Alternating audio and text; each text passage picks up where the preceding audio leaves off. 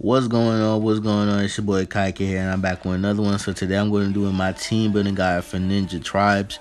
Now I don't think that team building in Ninja Tribes is actually too complex in my personal opinion, but I know that the game has just started, and I know it may be a little confusing for some people who probably haven't played this type of style of gacha game, or haven't built it played it like. If you guys want like a comparison, kind of like Dokkan and stuff like that. So maybe you guys never played those type of team building like gacha games. You guys just don't understand how to build teams, but it's not really that complex.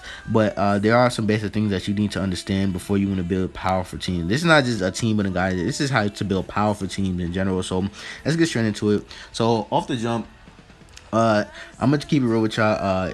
How you set up this team in this format, like just because I have these two Naruto's and this Boruto on the same rotation does not mean like they're going to show up on the same rotation when I actually go into battle, right? The way it is, if you guys ever played Dokkan, you're going to hear me comparing it to Dokkan a lot because they have a lot of similarities.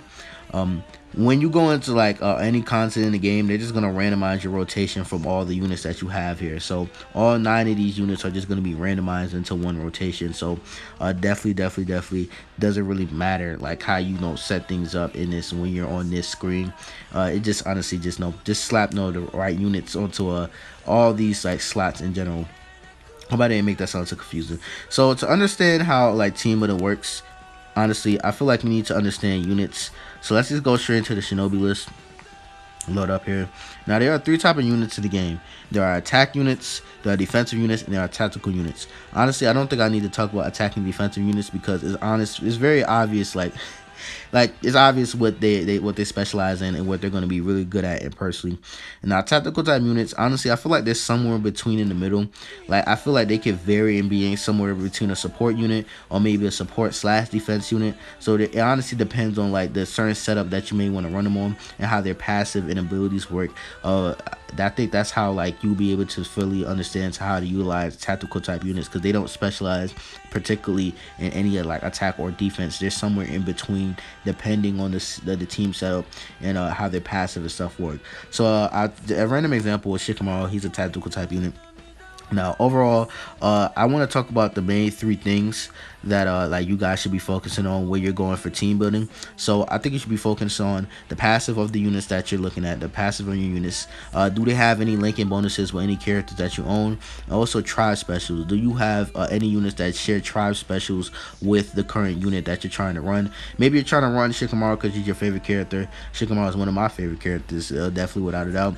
So if you want to utilize this guy to his full potential, you really want to see him do some crazy stuff, you want to run him with obviously the Shikajo it's like no trio, because honestly that's just like you got it, like this Shikajo trio, you know that it was going to eventually happen and we were going to get a powerful version of this. So there's that. So definitely without a doubt this is one of the tribe specials, and I think this is one of the things that you guys should be paying attention to because tribe specials are actually, why is it loading? Well, that's so weird. I don't know why it's randomly loading like that. But yeah, so damn, that kind of threw me off.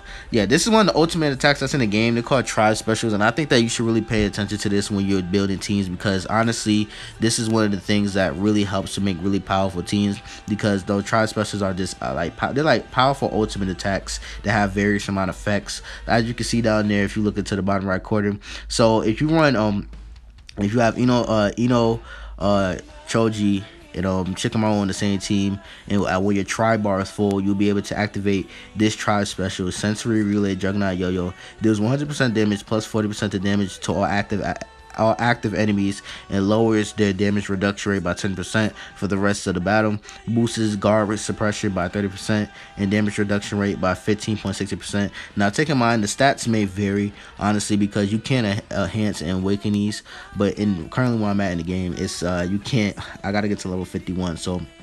So definitely a very powerful ultimate or tribe special, whatever you want to call it.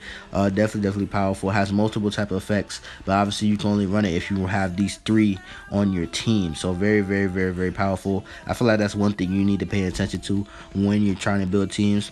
Also, when it comes to linking bonuses, also one thing you should obviously pay attention to, helps you build more synergized type teams. And also you get rewarded basically for running those synergized type teams and like right setups, because if you run Choji, Shikamaru, tomorrow, and if they're on the same rotation and they're both all unlocked, all these units will get a 20% attack increase. Same thing if you run Tamari and Kankuro on the same rotation and they end up on the same rotation, they will get a defensive plus 20% increase. So definitely need to pay attention to linking bonuses and tribe specials when you're making these teams. That's one thing you really need to pay attention to really a lot when you want to make powerful teams. I need to emphasize on that. When you want to make powerful teams, because anybody can make a team, but to make powerful teams and really powerful teams, they really want you like playing like the right amount of synergy in this game.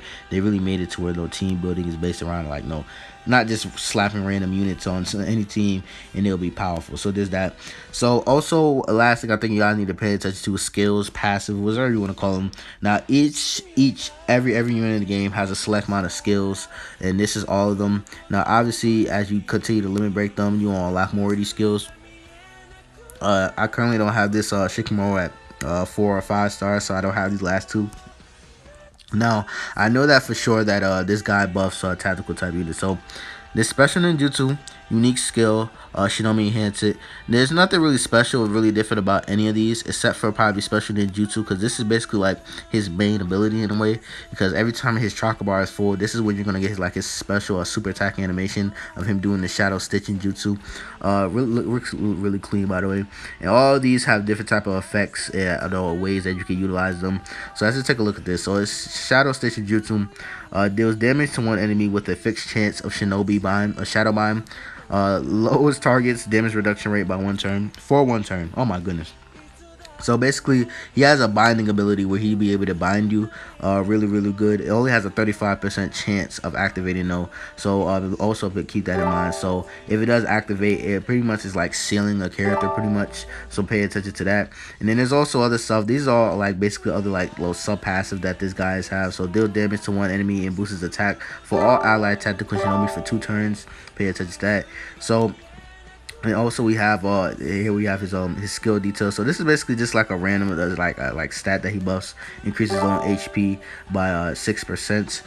Also keep in mind as you continue to level this up, these also will continue to change the stats. The stats will get higher. So the stats on my skills may vary.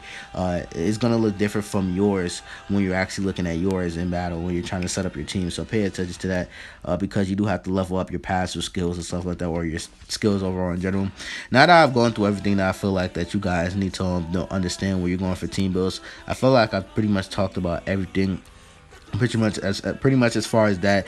Like I said, overall you want to pay attention to tribe specials, you want to pay attention to link bonuses, and you want to pay attention to passives. Once you do that, you'll be able to properly understand how to build and construct teams in a certain select way, especially in the future when the game gets more harder content. Because right now the game is just everything is just you just grind all this up, but it's you just skip it through everything. Especially when you get to the more harder content, like there may be like sometimes where you may have too many attackers, so you may want to switch it up and put on some tactical type units, because they may share have certain abilities and stuff like that that'll be able to help you better take on certain events.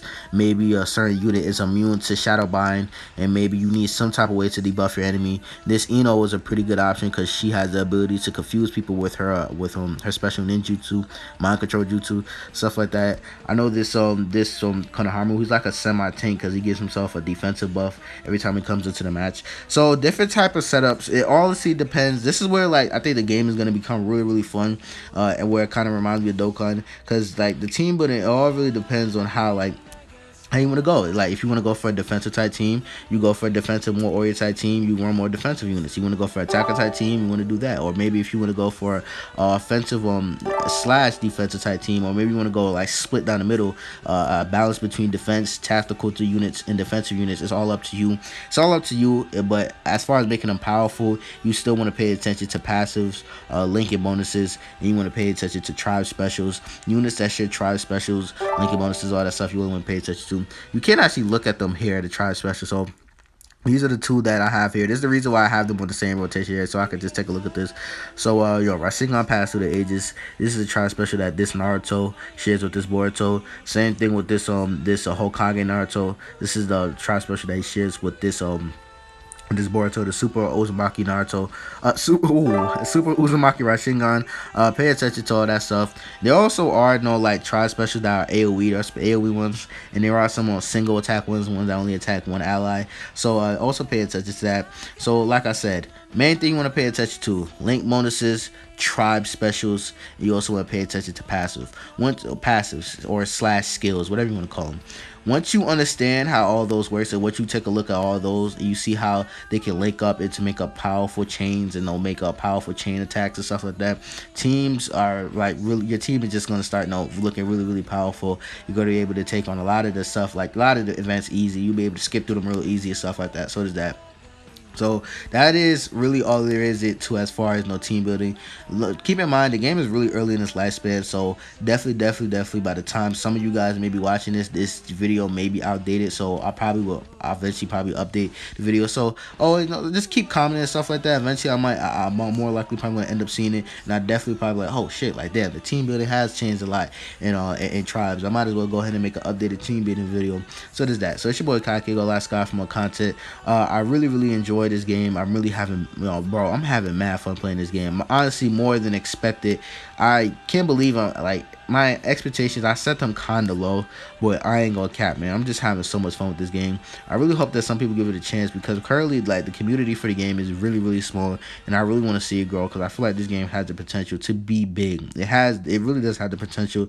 They just gotta handle, like, Crunchyroll games, they just have to handle it right. I really hope they handle it right. I'm not too familiar with how they handle games too much. I'm not really sure how Crunchyroll games handle stuff, but it's your boy Kaki. Last guy. I already said my outro so many times, bro, man. You already know what I mean. I'm out.